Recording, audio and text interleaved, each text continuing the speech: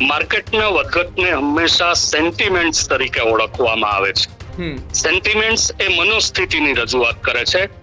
બજારને કદાચ આર્થિક પરિબળો સાથે ઓછી લેવા દેવા હોય છે, લોકોના માનસ સાથે વધુ લેવા દેવા હોય છે. જેમ કે એક સમય હતો કે સોના અને ચાંદીના ભાવ આસમાને આંબી રહ્યા હતા. સોનું જ્યારે 2,20,000 પહોંચ્યું ત્યારે મીડિયામાં એવી ચર્ચાઓ શરૂ થઈ હતી કે સોનું 5 લાખે પહોંચશે. તો લોકોનું આ માનસ દર્શાવે છે. લોકોના માનસમાં ખરીદી અને તેજીનો માહોલ હતો. તેજી અને મંદી બજાર કરતા લોકોના માનસમાં પડેલી હોય છે. હજી તો એક જેવી શક્યતાઓ ઊભી થઈ કે યુદ્ધ વિરામ 15 દિવસ માટે રાખવાનું નક્કી કર્યું છે, હજુ આ બંને દેશોએ સમજૂતી કરી છે. જરૂરી નથી કે સમજૂતીનું પાલન કરવામાં આવે, પણ લોકોએ એને આશ્વાસનનો એક મુદ્દો બનાવી અને તરત જ બજારમાં પોતાનું રિએક્શન આપ્યું. ઘણા સમયથી બજાર વધે એવી અપેક્ષા લોકો રાખી રહ્યા હતા અને લોકોને જેવી તક મળી, રોકાણકારોને જેવી તક મળી કે તરત જ તેઓએ બજારમાં પોતાનો પ્રતિભાવ આપવાનું શરૂ કર્યું. 2700 પોઈન્ટ સુધી બજાર એ ઉછાળો નોંધાવ્યો.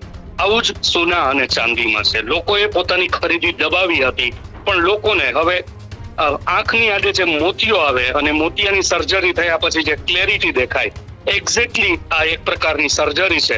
લોકોને ચોખ્ખું દેખાવા લાગ્યું છે અને માટે લોકોએ બજારમાં ખરીદીની શરૂઆત કરી છે. હોર્મુઝ સ્ટ્રેટ અથવા તો સ્ટ્રેટ ઓફ હોર્મુઝ બંધ હોવાને કારણે વિશ્વમાં સપ્લાય ચેઇન ખોરવાણી હતી. ફક્ત ઓઇલનું આવાગમન નહીં, પરંતુ ઓઇલ સિવાયની પણ જીવન જરૂરિયાતની ઘણી બધી વસ્તુઓ સ્ટ્રેટ ઓફ હોર્મુઝમાં અટવાઈ અને પડી હતી. એને મંજૂરી આપવામાં આવતી નહોતી. હવે ઈરાન પણ ગંભીરતાથી વાકેફ હતું, કારણ કે સમગ્ર વિશ્વમાં ધીમે ધીમે ઈરાન અડખામણું બનતું હતું. અત્યારે ઈરાનને પણ વૈશ્વિક સહાનુભૂતિની જરૂરિયાત છે, કારણ કે અમેરિકા જેવું મજબૂત રાષ્ટ્ર જ્યારે યુદ્ધના મેદાનમાં ઈરાન સામે હોય અને વિશ્વનો ટેકો જો ઈરાનને ન મળે તો ઈરાન માટે મુશ્કેલી કે આફત સર્જાય એવું હતું. અને માટે ખૂબ જ વ્યૂહાત્મક રીતે ઈરાને સ્ટ્રેટ ઓફ હોર્મુઝ ખોલવાનો નિર્ણય કર્યો છે.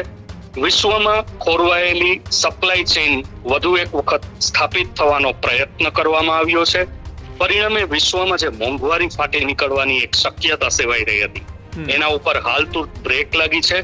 અમુક રાષ્ટ્રોમાં તો મોંઘવારીની શરૂઆત થઈ ગઈ હતી કે જ્યાં ઓઇલનો પુરવઠો ડિસ્ટર્બ થયો હતો.